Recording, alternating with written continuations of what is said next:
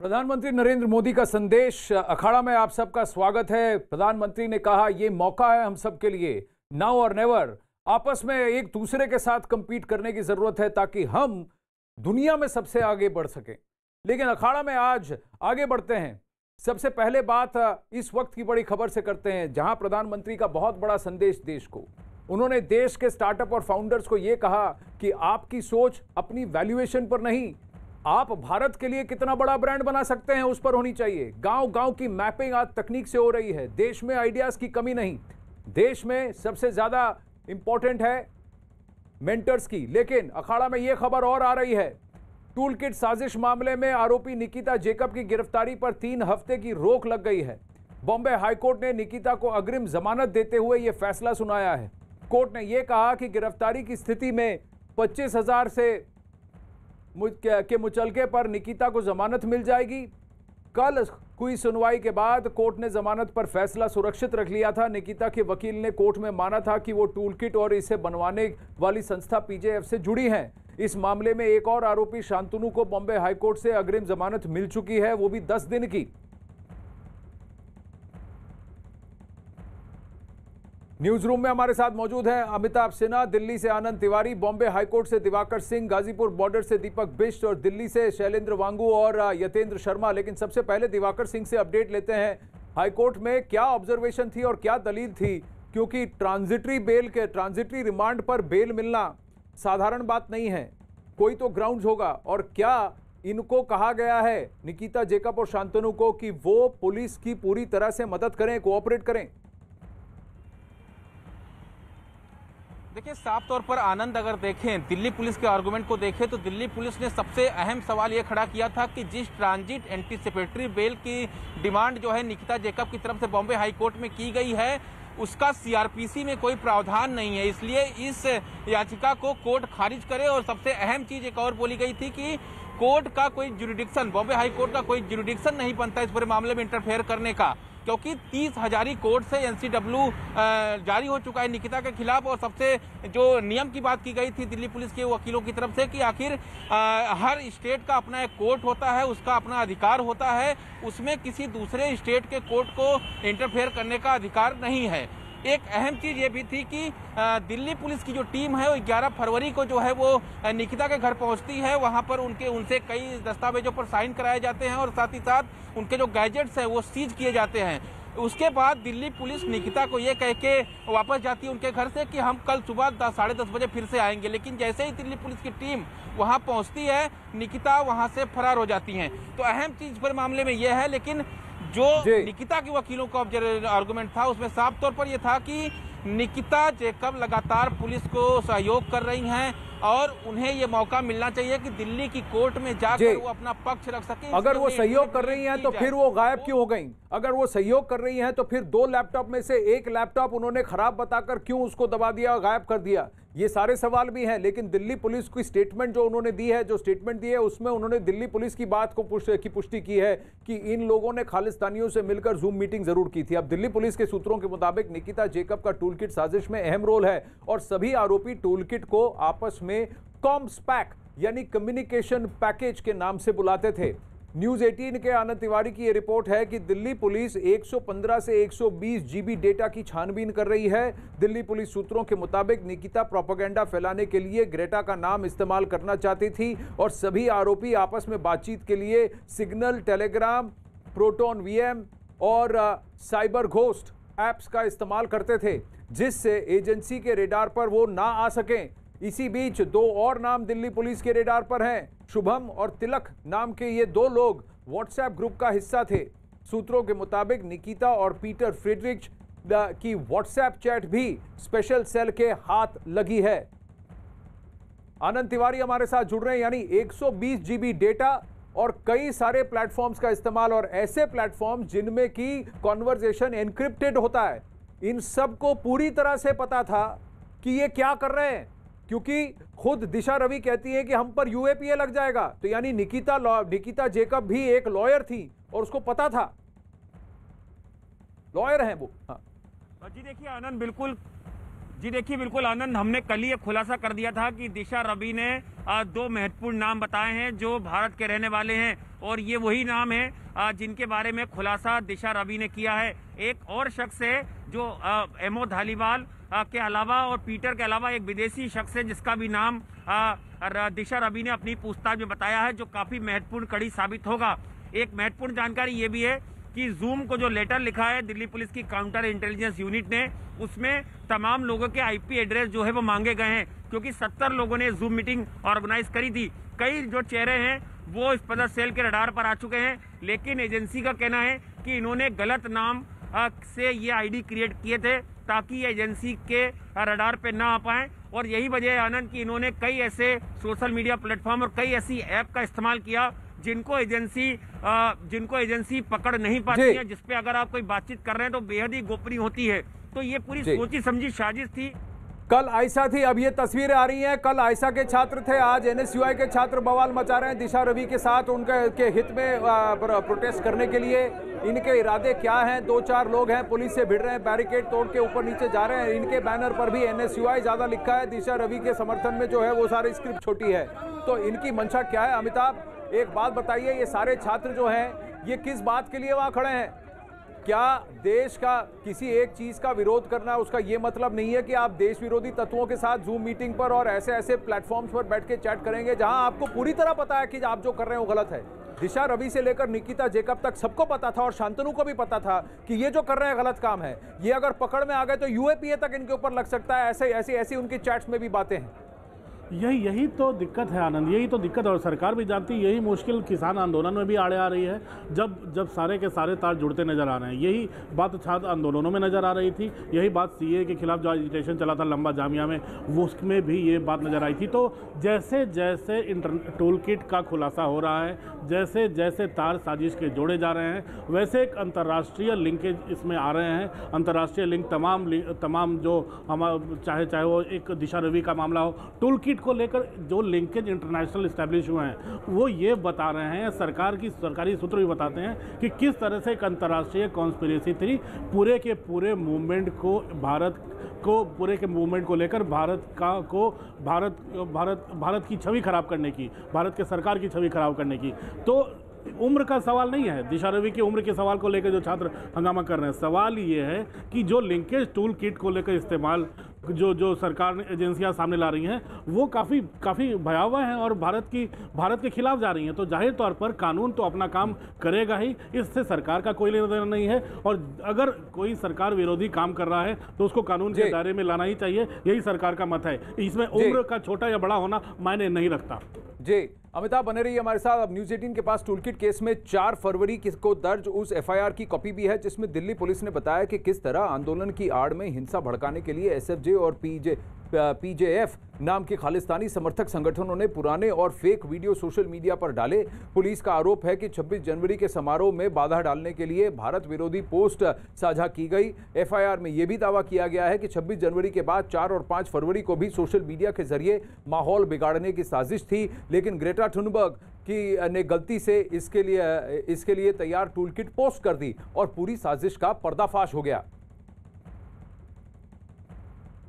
आनंद तिवारी हमारे साथ जुड़ रहे हैं। ग्रेटा ने ये जो टूलकिट पोस्ट किया उसके बाद ये पूरा पर्दाफाश हुआ है, यानी कि इसमें इन्होंने बरगलाने के लिए, भ्रम फैलाने के लिए, झूठी बातें और मिथ्या जो है तथ्य से टोटली विपरीत बातों को एक साथ पिरोकर एक ऐसी टूलकिट तैयार की और लोगों को भ्रमित करने का पूरा प्लान बनाया हुआ था। और सिर्फ 26 जनवरी नहीं, उसके आगे भी ये प्लान चलने वाला था। आनंद जी देखिए, बिल्कुल आनंद, कल जिस तरह से न्यूज़ 18 इंडिया के हाथ सबसे पहले जो टूलकिट मामले की एफआईआर की कॉपी है वो लगी थी और हमने प्रमुखता से दिखाया कि किस तरह से जो प्रतिबंधित आतंकी संगठन है वो 26 जनवरी गणतंत्र दिवस परेड में गड़बड़ी फैला सकते हैं। और आप आनंद अगर एफआईआर को गौर करें तो उसके पहले पैराग्राफ में लिखा हुआ है कि campaigning by banned terror organization such as Sikh for justice to dispute the republic day national ceremony, यानी कि ये इंटेंशन था जो भी लोग इसमें शामिल थे, और एक तरीके से पूरा माहौल बनाने के लिए ये पूरा जो स्ट्रक्चर है उसको तैयार ब्रांड किया गया इंडिया था। पर और चोट, यही नहीं, भारत की एकता, अखंडता और खासकर भारत के वर्चस्व, तिरंगे का अपना अपमान, हमारी सॉवरेंटी जो है उस पर इन्होंने चोट आघात करने का पूरा प्लान बनाया था। और वो भी भारतवासी थे जो भारत विरोधी तत्वों के साथ जुड़े हुए थे और उनको पता था वो क्या कर रहे हैं। ये कैसे हो सकता है? अब इस वक्त की एक और खबर आ रही है यहाँ अखाड़ा में कि टूलकिट मामले में ही आ रही है, जिसमें आरोपी दिशा रवि और निकिता जेकब के समर्थन में खालिस्तान समर्थक सीख फॉर जस्टिस खुलकर उतर आए हैं। सीख फॉर जस्टिस के सरगना गुरपतवंत पन्नू ने वीडियो जारी कर अपना समर्थन जाहिर किया है। यही नहीं, पन्नू ने प्रदर्शनकारियों से राजदूतों को ईमेल करने को कहा। इसके लिए उसने पोर्टल भी तैयार किया है। शैलेंद्र वांगू हमारे साथ जुड़ रहे हैं। ये कौन है ऐसे लोग और इनको कौन इतनी हवा दे रहा है? कहां से इनको इतनी फंडिंग मिल रही है और क्यों भारत के लोग भारत विरोधी तत्वों का समर्थन कर रहे हैं? मैं कैसे मान लूं कि जिस शख्स को 21 वर्षीय हो या 22 वर्षीय हो, 35 वर्षीय हो, लॉयर है एक, दूसरा इंजीनियर है, तीसरी तो 21 वर्षीय ग्रीन एक्टिविस्ट है, लेकिन है तो भारतवासी ना। इनको नहीं पता क्या ये भारत को तोड़ने की बात कर रहे हैं? इनसे क्यों राब्ता किया इन लोगों ने? देखिए आनंद, ये बिल्कुल चौंकाने वाली बात है कि लगातार जो आदमी किसान आंदोलन को लेकर ट्वीट करता रहा है, वीडियो जारी करता रहा है, हमने ये भी देखा है कि 11 जनवरी को इसी शख्स ने, पन्नू ने घोषणा की थी 2.5 लाख USD के कैश रिवॉर्ड की, जो आदमी रेड फोर्ट पर खालिस्तानी झंडा लहराएगा। और वही 27 जनवरी को फिर उसने ट्वीट करके कहा कि हम कैश रिवॉर्ड उनको देंगे जिसने वहां पर दूसरा झंडा लहराया है। ये वो लोग हैं जो देश को तोड़ना चाहते हैं, ये वो लोग हैं जो सरकार को बदनाम करना चाहते हैं। तो उनके समर्थन में खड़े होना या उनके साथ मिलकर काम करना अपने आप में ही सवाल खड़े करता है उन लोगों पर जो टूलकिट के पीछे शामिल हैं। तो इस सिलसिले में अब नया वीडियो सामने आया है जहां पर गुरपतवंत सिंह पन्नू एक वीडियो जारी करता है और निकिता जैकब और तमाम टूलकिट के जो सदस्य हैं उनका समर्थन करता है और लोगों से आग्रह करता है कि वो जो टॉप की यूरोपियन कंट्रीज है उनके एम्बेसडर्स को ट्वीट करके, उनको मेल के जरिए इनके समर्थन में अपनी आवाज उठाएं। जी शैलेंद्र बने रहिए हमारे साथ। अब वहीं दिल्ली के सिंघू बॉर्डर पर किसान आंदोलन के दौरान पुलिस पर जानलेवा हमला करने वाले प्रदर्शनकारी को गिरफ्तार कर लिया गया है। न्यूज़ 18 के आनंद तिवारी की यह खबर है कि आरोपी कल रात पुलिसकर्मी की कार छीनकर भागा और पीछा करने पर उसने SHO पर तलवार से भी हमला कर दिया। लेकिन पुलिस ने सिंघू बॉर्डर से मुकरबा चौक तक करीब 10 किलोमीटर तक उसका पीछा किया और हमलावर को गिरफ्तार कर लिया। आरोपी की पहचान पंजाब के रहने वाले हरप्रीत सिंह के रूप में हुई है। हरप्रीत पर हत्या की कोशिश का मामला दर्ज किया गया है। दीपक बिष्ट हमारे साथ जुड़ रहे हैं सिंघू बॉर्डर से। ये कौन से हैं ये किसान जो लोगों SHOs पर तलवारें चला रहे हैं, उन पर आक्रमण कर रहे हैं? इस तरह का क्या आंदोलन होता है? आप गाजीपुर बॉर्डर पे हैं, उधर क्या अपडेट है दीपक? देखिए यहाँ पर जो किसान हैं, यहाँ पर राकेश टिकैत से हमने थोड़ी देर पहले मुलाकात की थी, उनसे बात की थी और कई सवाल पूछे थे कि क्योंकि राकेश टिकैत ने कुछ दिन पहले ही मंच से ये कहा था कि वो पश्चिम बंगाल भी जाएंगे और इसको लेकर हमने उनसे सवाल दागा था कि क्या राजनीति की तरफ उनका इशारा है, वहाँ जाने का मकसद। तो उन्होंने ये कहा कि वहाँ पर किसान है और किसानों को वो समझाएंगे। और कई सवाल भी हमने उनसे पूछे थे, क्योंकि अभी जो यहाँ से मैं दिखाना चाहूँगा आपको तस्वीरें आनंद, क्योंकि जो किसानों का यहाँ पर जमघट होता था, यहाँ पर थोड़ा सा कवायद जो है वो कम हो रही है। और साथ ही राकेश टिकैत से हमने बात की है इस पूरे मामले पर, क्योंकि जो कल का दिन है यानी 18 फरवरी जो है रेल रोको आंदोलन का बड़ा जो है आह्वान किया गया है किसानों की तरफ से, किसान नेताओं की तरफ से। तो उसको लेकर क्या रणनीति है, इस पर राकेश टिकैत ने कहा कि किसान जो है दिल्ली के बाहर रहकर इस पूरे रेल रोको आंदोलन को अंजाम देंगे। जी, और वहीं किसान आंदोलन पर यूपी बीजेपी के जाट नेताओं की मीटिंग चल रही है। ये बैठक केंद्रीय मंत्री संजीव बलियान के घर पर हो रही है। बैठक में किसान आंदोलन को लेकर रणनीति बनाई जाएगी। राष्ट्रीय उपाध्यक्ष सौदान सिंह भी बैठक में शामिल हो रहे हैं। वहीं भूपेंद्र चौधरी भी बलियान के घर पर पहुंचे हुए हैं। देवेंद्र सिंह, राजकुमार चहर के साथ साथ यूपी के कई सारे सह संगठन मंत्री कर्मवीर भी बैठक में मौजूद हैं। यतेंद्र शर्मा हमारे साथ जुड़ रहे हैं। यतेंद्र, कहीं ना कहीं ये जो जाट वोटों का जो समीकरण है, जाट गुजर के ये बीच में एक सेंटिमेंट का इस्तेमाल कर नरेश टिकैत अभी भी गाजीपुर बॉर्डर पर बैठे हैं, लेकिन वेस्टर्न यूपी में जाट वोट्स और जाट ग्रुप्स का बहुत इंपॉर्टेंट रोल है। जयंत चौधरी भी हरकत में आ गए, समाजवादी पार्टी भी हरकत में आ गए। तो ये क्या मैसेज लेकर जाएंगे बीजेपी के जाट नेता? देखिए, जिस तरह से आंदोलन, जो किसान आंदोलन है, वो जाट बनाम सरकार होता हुआ दिखाई दे रहा है, उसकी वजह से कहीं ना कहीं सरकार की और खासकर संगठन की भी चिंताएं सामने आती हुई दिखाई दे रही हैं। और शायद यही कारण है कि कल खुद गृह मंत्री अमित शाह ने जो उत्तर प्रदेश के जाट लीडर हैं, जो हरियाणा के जाट लीडर हैं, राजस्थान उत्तराखंड के जो प्रभावी जाट लीडर हैं, जिनका अपने समाज के साथ साथ किसानों में भी अच्छा प्रभाव है, उन नेताओं की मीटिंग बुलाई और साफ तौर पर अमित शाह की तरफ से निर्देश दिए गए थे कि 15 से 20 दिन अब आपको गाँव में जाकर बिताने होंगे, जमीन पर बिताने होंगे, और जो सरकार की उपलब्धियां किसानों को लेकर और जो बिल हैं उनको लेकर जो नाराजगियां, जो गलतफहमियां वो दूर करेंगे, उसको लेकर आज उत्तर प्रदेश के उपलब्धियों की लंबी फेहरिस्त के साथ साथ सीधी बात कर दें कि पहले आपके पास सिर्फ एक हाथ था, यानी एक ऑप्शन, अब आपके पास 2 हाथ हैं, दोनों ऑप्शन आपके ऊपर चॉइस है कि कौन सा इस्तेमाल करना है, यानी पुराने तरीके या नए कानूनों के अंदर नया तरीका, जो भी आपको जचे आप इस्तेमाल करें, चॉइस आपकी है, तो इसमें कोई रोक टोक नहीं। अखाड़ा में लेंगे एक छोटा सा ब्रेक। Welcome back. इस वक्त अखाड़ा में बड़ी खबर आ रही है मध्य प्रदेश के सीधी बस हादसे में पुलिस ने ड्राइवर को गिरफ्तार कर लिया है। पुलिस ने आरोपी बस ड्राइवर को रामपुर नेकिन थाने की पुलिस ने गिरफ्तार किया है। जी हां, कल 54 लोगों से भरी बस नहर में गिर गई थी। हादसे में 51 लोगों की मौत हो गई थी। मुख्यमंत्री शिवराज सिंह चौहान भी पीड़ित परिवारों से मिलने के लिए कुछ ही देर में सीधी पहुंचने वाले हैं। मनोज शर्मा जुड़ रहे हैं और डिटेल्स के साथ। ये ड्राइवर कहां से भाग खड़ा हुआ था, इसकी क्या गलती है, डिटेल्स बताएंगे जरा मनोज।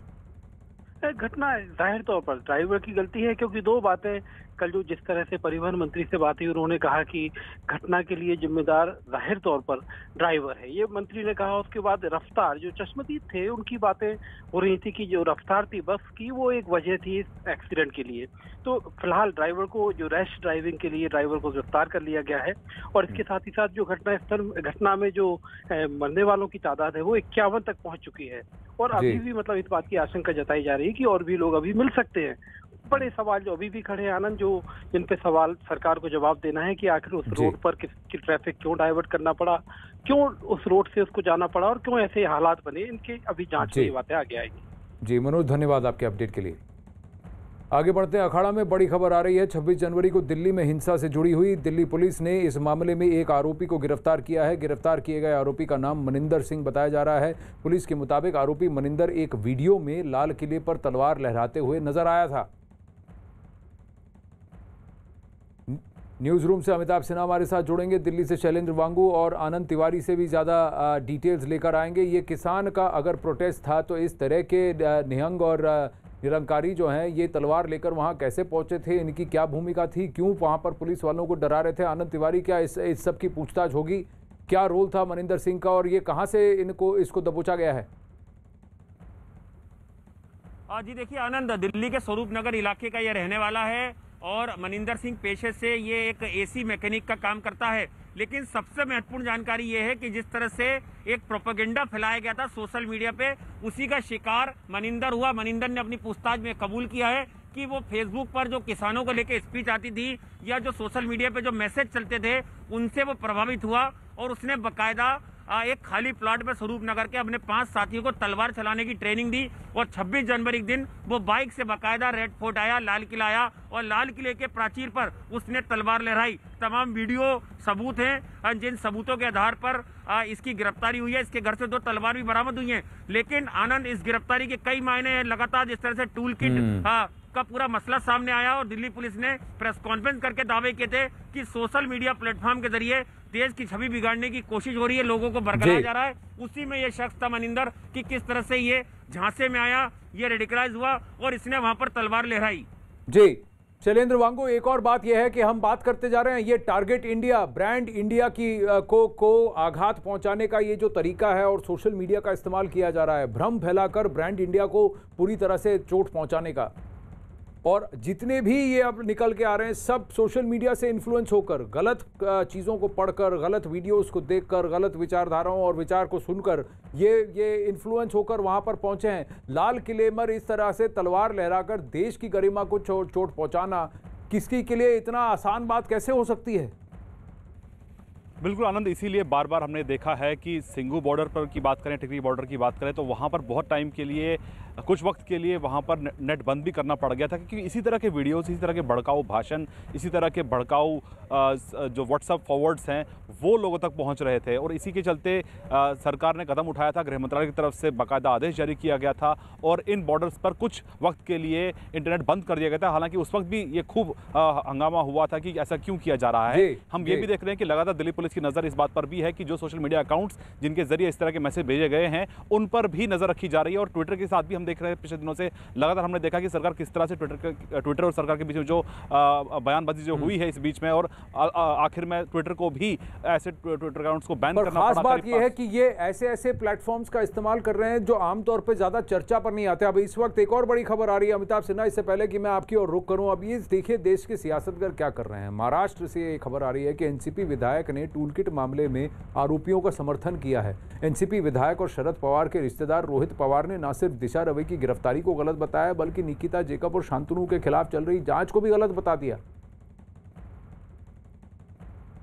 इंटरनेशनल सोशल सेलिब्रिटी जब एक पोस्टर लिखता है, उसके बाद महाराष्ट्र या इंडिया के जो भी सोशल एक्टिविस्ट है वो जब लिखते हैं तो उसको रिलेट किया जाता है इंटरनेशनल सोशल एक्टिविस्ट से, वो गलत चीज़ है। मुझे लगता है कि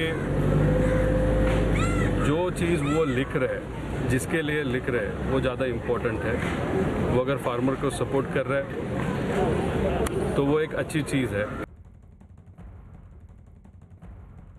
अब ऐसे विधायकों से क्या कहा जाए अमिताभ, और इनसे क्या उम्मीद करें? ये किसी ग्रेटा थुनबर्ग से के ट्वीट को रीट्वीट नहीं कर रहे थे, ये ग्रेटा थुनबर्ग से ट्वीट करवा रहे थे। पूरा टूलकिट इन्होंने लिखा, खालिस्तानियों से बात कर रहे हैं, देश विरोधी गतिविधियों में क्यों उलझ रहे हैं। अगर आपको किसी की निंदा करना है, ये करना है, इनको पता है, दिशा रवि के चैट में खुद लिखा है कि मेरे ऊपर यूएपीए लग सकता है। ऐसे लोगों की तरफदारी क्यों कर रही है? सब कर रहे हैं आनंद। ये तो बड़े, राजनीति में विचारधारा अलग हो सकती है, राजनीति में विरोधाभास हो सकता है, दो नेताओं के बीच नहीं छन सकती है। ठीक है, महाविकास अघाड़ी के सारे नेताओं की प्रधानमंत्री मोदी और मोदी सरकार से नहीं छनती, लेकिन इसका मतलब ये नहीं है कि जो कानून को हाथ में ले रहे हैं, जो देश के खिलाफ प्रोपोगेंडा करने में लगे हैं, और जो टूल किट से जो लिंकेजेस जो तार जुड़ते जा रहे हैं, अंतर्राष्ट्रीय साजिश के तार, इन तमाम चीज़ों को समर्थन करना कहीं से जायज़ नहीं है। राजनीति में विरोधाभास हो सकता है, राजनीति में विचारधाराएं अलग हो सकती हैं, प्रधानमंत्री मोदी और सरकार से आपका विरोध हो सकता है, लेकिन इसका मतलब ये नहीं है कि आप उन लोगों को समर्थन करें जो लेकिन मोदी विरोध के चक्कर में या फिर बीजेपी के विरोध के चक्कर में आप देश विरोधी गतिविधियां तो नहीं कर सकते ना। रोहित पवार क्या इस बात का समर्थन करते हैं कि दिशा रवि एक खालिस्तानी से बैठकर इंस्ट्रक्शन ले रही थी, एक खालिस्तानी से वो फंडिंग का और टूलकिट के बारे में अपडेट्स ले रही थी, और ये नैरेटिव पकड़ रही थी एक खालिस्तानी हमको बताएगा कि भारत को कैसे चलाना है? यही चिंता है आनंद, यही चिंता है, और यही चिंता है सरकार की भी कि जो ग्रेटा थुनबर्ग हो, वो चाहे ये तो तमाम दिशा रवि हो, ये तमाम लोग ऐसे हैं जो पर्यावरण के एक्टिविस्ट हैं। इनको वहाँ पराली से जो इन्वायरमेंट पर असर होता है उसकी चिंता नहीं होती, पंजाब में जहरीला पानी उसकी चिंता नहीं होती, पंजाब के किसान जो बॉर्डर पर बैठे हैं, जो आड़ती जो अरे रोहित पवार को क्या ये इस बात की चिंता है कि महाराष्ट्र के शेतकरी जो हैं उनको तो इससे लाभ हो रहा है, और दोनों हाथ खुले हैं, आप जिस हाथ का भी चाहे प्रयोग करें, चॉइस तो आज भी शेतकरी के हाथ में है। क्या रोहित पवार एक विधायक होकर ये भूल गए? ये सारे सवाल पूछना लाजमी है। अमिताभ, बहुत बहुत धन्यवाद। आगे बढ़ता हूं। पश्चिम बंगाल में जैसे जैसे चुनाव के दिन नजदीक आते जा रहे हैं, सियासी गणित और भी दिलचस्प होती जा रही है। कल एक साझा प्रेस कॉन्फ्रेंस में कांग्रेस और लेफ्ट ने ऐलान किया कि फुरफुरा शरीफ के अब्बास सिद्दीकी की पार्टी इंडियन सेक्युलर फ्रंट का उन्हें समर्थन है, लेकिन अब तक अब्बास सिद्दीकी ने इस पर कोई जवाब नहीं दिया है। खबर है कि आज कांग्रेस, लेफ्ट और अब्बास सिद्दीकी की इंडियन सेक्युलर फ्रंट की बैठक फिर से होनी है, लेकिन तीनों पार्टियों के बीच कुछ ठीक नहीं बताया जा रहा है। सूत्रों के मुताबिक कांग्रेस अब्बास सिद्दीकी की पार्टी को 30 सीटें देना चाहती है, लेफ्ट 40 से 50 सीटें देने के पक्ष में है, लेकिन अब्बास सिद्दीकी 65 से 70 सीटों पर अपनी नजर गड़ाए हुए हैं। अब अमित पांडे और आशिका सिंह हमारे साथ हैं, अमिताभ सिन्हा से भी जुड़ने की कोशिश करेंगे, लेकिन आशिका ये बात बताइए, फुरफुरा शरीफ और ये जो सेक्युलर फ्रंट अपने आप को बता रहे हैं, ये भी ध्रुवीकरण या तुष्टीकरण की राजनीति है, क्योंकि ये मुस्लिम वोट बैंक है। लेकिन सबसे बड़ी बात यह है कि कांग्रेस एक बात कह रही है, विमान बोस और लेफ्ट एक और बात कह रही है, और अब्बास सिद्दीकी अभी भी चुप भी साधे हुए हैं, क्योंकि वो AIMIM से अपना नाता तोड़ना चाहेंगे कि बनाए रखना चाहेंगे, ये बात भी है। एकदम एक तरफ जो है लेफ्ट और कांग्रेस अपना अलायंस पक्का कर चुके हैं। अब इसके बीच जब आईएसएल को लाते हैं तो सीटों का बंटवारा बहुत टेढ़ी खीर हो जाती है। अब्बास सिद्दीकी 60 सीटों से नीचे उतरना नहीं चाहते हैं, लेफ्ट उनको 40 से 50 देने को तैयार है, कांग्रेस 30 से ज़्यादा देना नहीं चाहती है। कांग्रेस उल्टे लेफ्ट को ये कह रही है अब कि अगर 30 से ज़्यादा सीटें देनी है तो अपने कोटे में से दो। तो पेंच यहाँ पर कहीं ना कहीं आनंद फंसा है। ध्रुवीकरण की बात करें तो पूरी कोशिश है ध्रुवीकरण की। एक तरफ ममता बनर्जी, दूसरी तरफ अगर ये सारी शक्तियाँ एक हो जाती हैं तो मुस्लिम वोट, जिसको कि ममता बनर्जी कभी दुधारू गाय भी कह चुकी हैं, उस पर सेंध ज़रूर लगेगी। अमित पांडे बताइए, इससे बीजेपी के जो इलेक्टोरल स्ट्रेटजी है उसमें क्या फर्क पड़ेगा? ये गेम कैसे बन के आ रहा है? 94 सीटें हैं बंगाल में, 294 में से जहां पर मुस्लिम वोट्स का जो है बहुत फर्क पड़ता है। 87 से लेकर 94 का आंकड़ा बताया जाता है। कैसे देख रहे हैं बाकी पार्टियां इसको?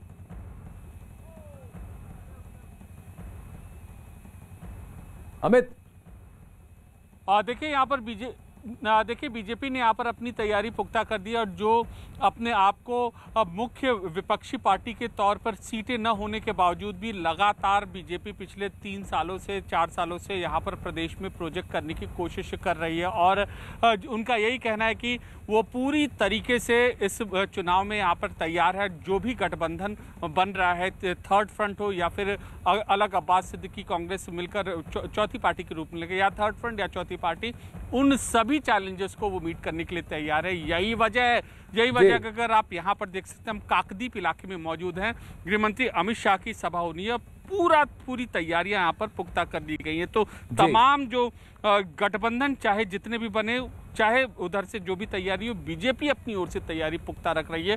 तमाम बड़े नेताओं का यहाँ पर पश्चिम बंगाल में आना लगातार जारी है।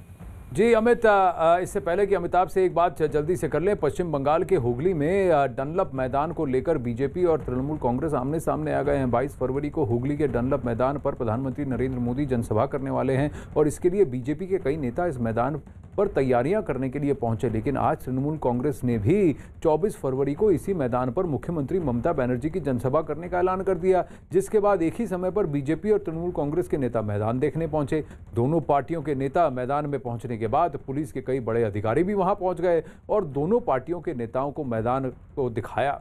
हालांकि तृणमूल कांग्रेस के जनसभा के ऐलान के बाद बीजेपी नेताओं ने उस पर नकल करने का आरोप लगा दिया। अमिताभ सिन्हा के पास जाते हैं। अमिताभ, ये बंगाल का खेल और रोचक होता जा रहा है। एक तरफ वोट को बांटने की, वोट को काटने की होड़, दूसरी तरफ अब मैदान पर भी इलेक्टोरल मैदान स्ट्रेटेजी, कौन कहां पर कैसी रैली करेगा उसकी भी होड़। बिल्कुल जिस तरह से बीजेपी बीजेपी ने अपने रथ दौड़ाया है और जिस तरह से अमित शाह और जेपी नड्डा ने कैंपेन को बढ़ाया है, तो एक चीज़ तो साफ हो गई है कि बीजेपी वहाँ किसी तरह से लड़ाई बीच में छोड़ने के मूड में नहीं है। पिछली बार लोकसभा में नारा था चुपचाप कमल छाप, इस बार सीधे वोट मांगा जा रहा है और घेरा जा रहा है। और जहां तक फुरफुरा शरीफ की बात है, ये पूरी की पूरी हलचल आनंद, पूरी की पूरी हलचल ओवैसी के वहां जाने को लेकर हुई है। ओवैसी अपनी ताकत दिखा चुके हैं बिहार में, ममता हो चाहे लेफ्ट हो चाहे कांग्रेस, सबको मालूम है अल्पसंख्यक के नए मसीहा बन के उभर रहे हैं। तो वही चिंता बाकी पार्टियों की है। जी अमिताभ, बहुत बहुत धन्यवाद। अखाड़ा में वक्त हो चला है आपसे नमस्कार अलविदा लेने का। खबरें जारी रहेंगी न्यूज़ 18 इंडिया पर। मुद्दा गर्म है, अर्पिता के साथ बने रहिए।